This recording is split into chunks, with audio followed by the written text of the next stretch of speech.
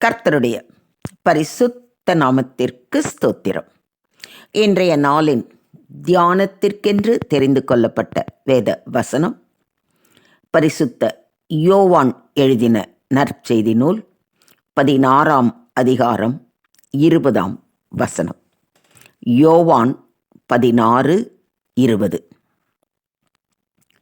மெய்யாகவே மெய்யாகவே நான் உங்களுக்குச் சொல்லுகிறேன், நீங்கள் அழுது புலம்புவீர்கள், உலகமோ சந்தோஷப்படும். நீங்கள் துக்கப்படுவீர்கள், ஆனாலும் உங்கள் துக்கம் சந்தோஷமாக மாறும். ஆமென். சீஷர்களின் வேதனையை, துன்பத்தை, அழுகையை, இழப்பை சரி செய்வதே இயேசு கிறிஸ்துவின் திருப்பணி ஆகும். தமது பணிவிடைக்காரர்கள் தம்மை போல எப்படிப்பட்ட துன்பத்தை அடைவார்கள் என்று இயேசு அறிந்திருந்தார். தமக்கு தம்முடையவர்களும் உலகமும் எதிர்த்து நிற்பது போல தம்மை பின்பற்றுகிற பணிவிடைக்காரர்களுக்கும் உலகம் பாத்திரமாய் இருக்கவில்லை என்று அறிந்திருக்கிறார். ஆகையினால்தான் இப்பொழுது நீங்கள் துக்கப்படுகிறீர்கள், ஆனால் உங்கள் துக்கம் சந்தோஷமாக மாறும் என்று கூறுகிறார். இயேசு சிலுவை மரணத்திற்குள் கடந்து செல்வதற்கு முன்பு கொஞ்ச காலம் என்னை நீங்கள் காண்பது இல்லை, மறுபடியும் கொஞ்ச காலத்திலே என்னை காண்பீர்கள் என்று தன்னுடைய சீஷர்களோடு கூறினார். அவருடைய மரணத்திற்கும் உயிர்த்தெழுதலுக்கும் இடைப்பட்ட காலத்தை குறித்து ஆண்டவர் அப்படி கூறினார். ஆனால் சீஷர்களால் அதை புரிந்து கொள்ள முடியவில்லை. அவர்கள் தங்களுக்குள்ளே ஆண்டவர் சொல்லுவதின் கருத்து என்ன, நமக்கு விளங்கவில்லையே என்று பேசிக்கொண்டார்கள். அப்பொழுது இயேசு, கொஞ்ச காலம் நீங்கள் என்னை காணாமல் இருக்கும் பொழுது நீங்கள் அழுது புலம்புவீர்கள் என்றார். ஆண்டவரோடு காணப்பட்ட நேரடி உறவு முறிந்து போகப் போகிறது. புறஜாதிகள் மூலம் ஆண்டவர் அவமானப்படுத்தப்படுகிறார். எதிரிகள் ஜெயம் கொள்ளப் போகிறார்கள். நம்பிக்கை அற்று போகிறது. தங்களுடைய எஜமான் சிலுவையில் அறையப்பட போகிறார். இவைகள் சம்பவிக்கும் பொழுது சீஷர்கள் அழுது புலம்புவார்கள் என்றும் துக்கப்படுவார்கள் என்றும் ஆண்டவர் கூறினார். ஆனாலும் அந்த அழுகையும் துக்கமும் நிரந்தரமானது அல்ல. 3ஆம் நாள் ஆண்டவர் உயிர்த்தெழுந்து அவர்களை சந்திக்கும்போது அவர்கள் துக்கங்கள் சந்தோஷமாய் மாறும் என்று இயேசு கூறினார். அப்படியே உயிர்த்தெழுந்த ஆண்டவரை கண்ட சீஷர்கள் மிகவும் சந்தோஷம் அடைந்தார்கள். சீஷர்கள் துக்கமாயிருக்கலாம், இருதயம் துக்கத்தினால் நிரம்பி இருக்கலாம். இதன் நிமித்தம் உலகம் சந்தோஷப்பட்டிருக்கலாம். ஆனாலும் இயேசுவை காணும் நாட்கள் வரும்போது உலகம் துக்கப்பட, நீங்களோ சந்தோஷப்படுவீர்கள் என்கிறார். இதனால் உலகம் தொடர்ந்து துயரத்திலே வேதனையிலே வாழ, தேவ ஜனமோ எப்பொழுதும் சந்தோஷமாய் இருக்கும்.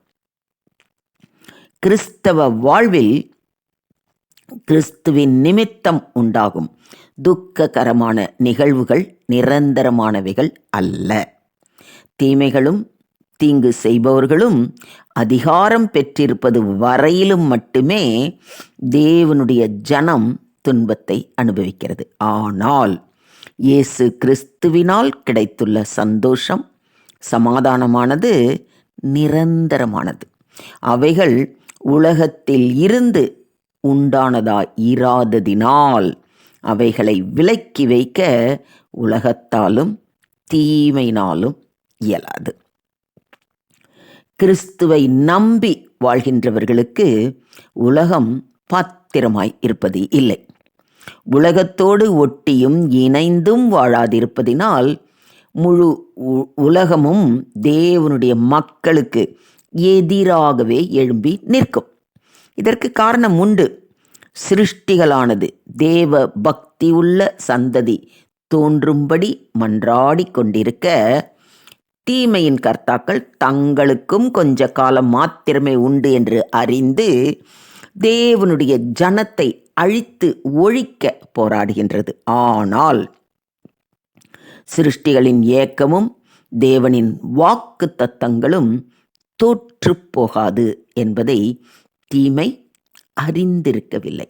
ஆம், நமது துக்கம், இழப்பு, வேதனை ஈடு செய்யப்படும். எனக்கு அன்பான சகோதர சகோதரிகளே, உங்கள் வாழ்க்கையில் காணப்படுகின்ற அழுகையும் துக்கமும் நிரந்தரமானவை அல்ல. அழ ஒரு காலமுண்டு என்றால் நகைக்கவும் ஒரு காலமுண்டு. ஒரு சாயங்காலம் வரும் என்றால் நிச்சயமாக விடியற்காலமும் வரும். மனுஷர்கள் உங்கள் தலையின் மேல் ஏறி போயிருக்கலாம். தீயையும் தண்ணீரையும் நீங்கள் கடந்து வந்திருக்கலாம். ஆனால் செழிப்பான இடத்தில் கர்த்தர் உங்களை கொண்டு வந்து விடுவார். தேவன் உங்களுக்கு சாம்பலுக்கு பதிலாக சிங்காரத்தையும், துயரத்துக்கு பதிலாக ஆனந்த தைலத்தையும், ஒடுங்கின ஆவிக்கு பதிலாக துதியின் உடையையும் தருவார். வியாதிகளின் நிமித்தமும், கடன் தொல்லைகள் நிமித்தமும், பிரிவினைகளின் நிமித்தமும், நம்பினவர்கள் கைவிட்டதின் நிமித்தமும், கர்ப்பத்தின் கனிகள் கிடைக்காததின் நிமித்தமும், திருமணங்களில் காணப்படுகின்ற தடைகளின் நிமித்தமும் துக்கமும் துயரமும் உங்களை பிடித்திருக்கலாம். மரித்தேன், ஆனாலும் சதா காலங்களும் உயிரோடு இருக்கிறேன் என்ற உயிர்த்தெழுந்த ஆண்டவர் உங்கள் துக்கங்களை சந்தோஷமாக மாற்றுவார். அவர் ஒரு நாளும் உபத்திரவப்படுபவர்களின் உபத்திரவத்தை அற்பமாக எண்ணுவது இல்லை. அவர் தாமே சிலுவையில் பாடுபட்டதினாலே உங்கள் வேதனைகளையும் பாடுகளையும் முழுவதுமாக அறிந்தவர். அவர் துயரப்படுகிற உங்களுக்கு அற்புதம் செய்து ஆறுதல் படுத்துவார். சங்கீதக்காரனைப் போல என் புலம்பலை ஆனந்த களிப்பாக மாற பண்ணினீர், என் மகிமை அமர்ந்திராமல் உம்மை கீர்த்தனம் பண்ணும்படியாக நீர் என் இரட்டை கலைந்து போட்டு மகிழ்ச்சி என்னும் கட்டினால் என்னை இடை கட்டினீர். என் தேவனாகிய கர்த்தாவே, உம்மை என்றென்றைக்கும் துதிப்பேன் என்று நாமும் ஆண்டவரை மகிழ்ச்சியோடு துதிக்கிற நாட்கள் நிச்சயமாக வரும்.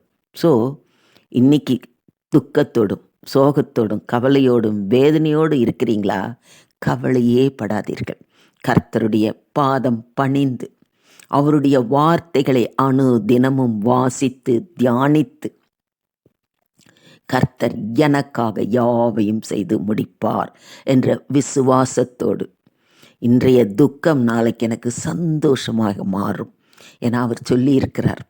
உங்கள் துக்கம் சந்தோஷமாய் மாறும் என்ற விசுவாசத்தோடு அவரது வார்த்தைகளை தியானித்து அதன்படி நடப்போம். அவரே நம் துக்கங்களை எல்லாம், கண்ணீரை எல்லாம் மாற்றி களிப்பாக சந்தோஷமாக இருக்கும்படியாக கிருபை செய்வாராக. தேவனுக்கே மகிமை உண்டாவதாக. ஆமேன், ஆமேன், ஆமேன்.